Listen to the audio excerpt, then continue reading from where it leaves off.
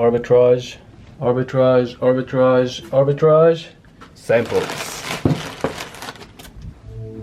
More arbitrage in the bathroom.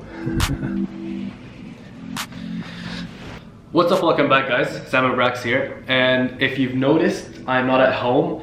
I actually joined WeWork. I showed you in the last video that I was considering joining. And I'm now in my favorite room in the whole place. I'll show you what it looks like. And it has a beautiful view as well. So I'm very happy that I joined. It's a very nice place and the networking is crazy. So you're gonna see more YouTube videos with people from here. My last video was with someone who works or who's based out of WeWork. So I'm gonna meet more people who do this stuff and then maybe collab with them and just have a nice space to work in. So in this video, we're talking all about Amazon FBA samples, how to get your samples, what to expect, and then what to do once you get that sample. But before we get into that video, congrats to the giveaway winner. Contact me on Facebook to set it up. And if you want to win the next one, I give you guys the chance to win a 1-hour free call with me. All you have to do is click the thumbs up, leave a comment, and click on that bell right here or here. I never know. So I just received my samples for my third product and I'm very excited about that one. It's third because my second one, if you saw that video, it was just a variation of my first one. So technically it's my second different product, but my third listing. And I actually killed off my second product. I sold out and I'm not gonna reorder. And I'll do a different video on that, but basically it was just not worth my money. I'll explain it in another video. But for now, I have samples for my next product and I'm very excited to start with the process, to inspect them, to order, and then to launch it, because this product is gonna be the brand. If you've been watching, you know that my first product I'm not too excited about building a huge brand around or even just a brand around. I'm just gonna keep selling it and make money from it. But this product is gonna be my next brand, the one that I'm gonna do my best in terms of branding and all that stuff around that product. So I'm excited. I'm also kind of nervous because it is something that I'm excited about and I want it to be very good. So I'm kind of in the analysis paralysis phase where I'm overthinking some things. So at this point, I'm thinking just to choose which supplier, launch with the differentiation that I have in mind, and then worry about the details of the branding later. And sometimes you have to do that just to get some movement going, just to take some action and see some results, and then modify or optimize later. And I think that's what I'm gonna be doing starting now. So let's open the sample and then see what's inside. So my next product is gonna be Rubik's Cubes. I'm kidding, it's not. I just brought it as an example to talk to you about how to inspect your sample. And you obviously know why I'm not sharing what the product is. But if you actually don't know, let me just explain it quickly. In the Amazon FBA world, people don't really share their products. No one knows what the other person is selling because product research is the most important and the hardest part of Amazon FBA. If you get that right, the rest of the process is simple, easy-ish. But if you don't get that right, then it's gonna be very hard to succeed. So if you just copy someone else's product, it's not that hard to source the same product and make money and then maybe oversaturate the market. That's why we never share products. And that's why you shouldn't really ask people what their product is. Hope that makes sense. So let's say I was gonna sell this Rubik's Cube. I asked for samples from my supplier, and this is after emailing suppliers and maybe after filtering out some of the suppliers from the emails. And the way I would do that is just seeing which ones communicate the best, which ones are the nicest, which ones speak the best English, and which ones are the most supportive. So after I've done that, I order from 3 to 4 suppliers. Even though I sent emails to 10 to 15, I'm not gonna spend money to order from 10 to 15 suppliers. So I chose 3 to 4 and I ordered samples by Air Express. Now what you need to expect to pay for that, and Air Express, as you saw, DHL or FedEx, that would be, I'd say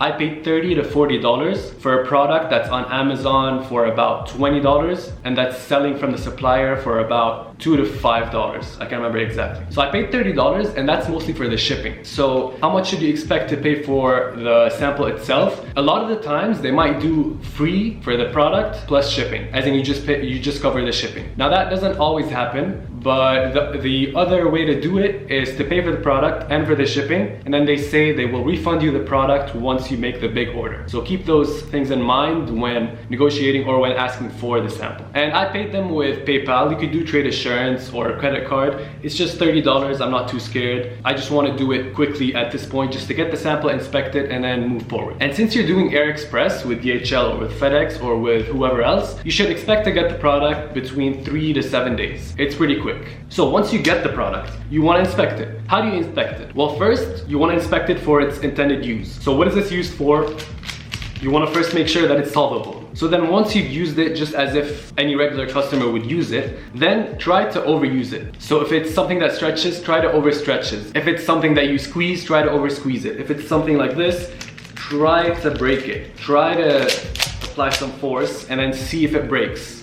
And then what I would do, or what I'm gonna do with my samples, is I'm gonna look at it and then see how I can differentiate. Can I change the colors? Can I have more vibrant colors? Can I have different colors? Can I make it bigger? Can I make it smaller? Can I add something that I would think would be a good addition to this, that the customer would use and would enjoy? And that's something that you might have thought of before, but once you have the sample in your hand, it might get easier to think of these things because you're using it and because it's in your hands and you know what's missing or what might be added. And then finally see if it would wear out somehow and if there's any room for any mistakes. And that's useful for later when you're doing an inspection on your shipment. You can tell your inspection agent to check these specific things that you've tested. So like, check if this turns well, for example.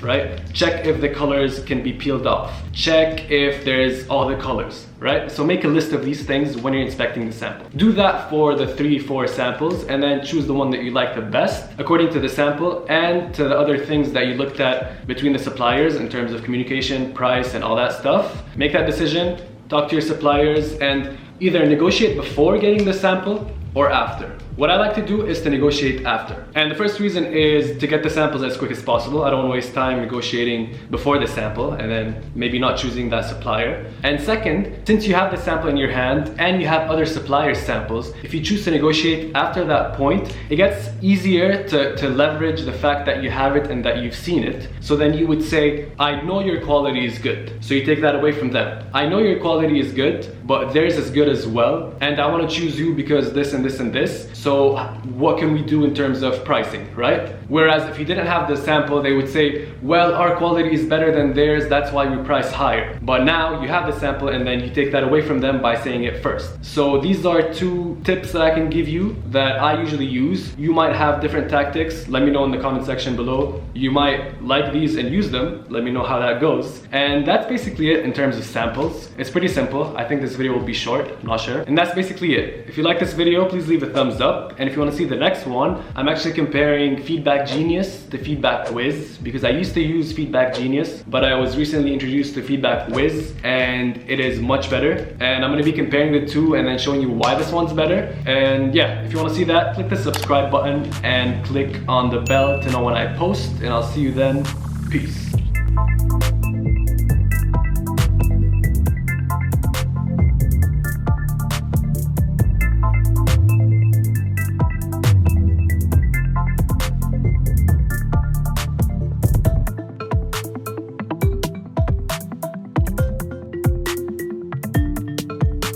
Let's see if I remember how to solve this thing. I actually learned how to solve this while the first time I came to Canada. It was a very long flight and I found it in the airport and I bought it and I'm like, the flight is long enough for me to learn how to do this. This should keep me busy. So I downloaded a YouTube video, watched it, took some notes, and by the end of the flight,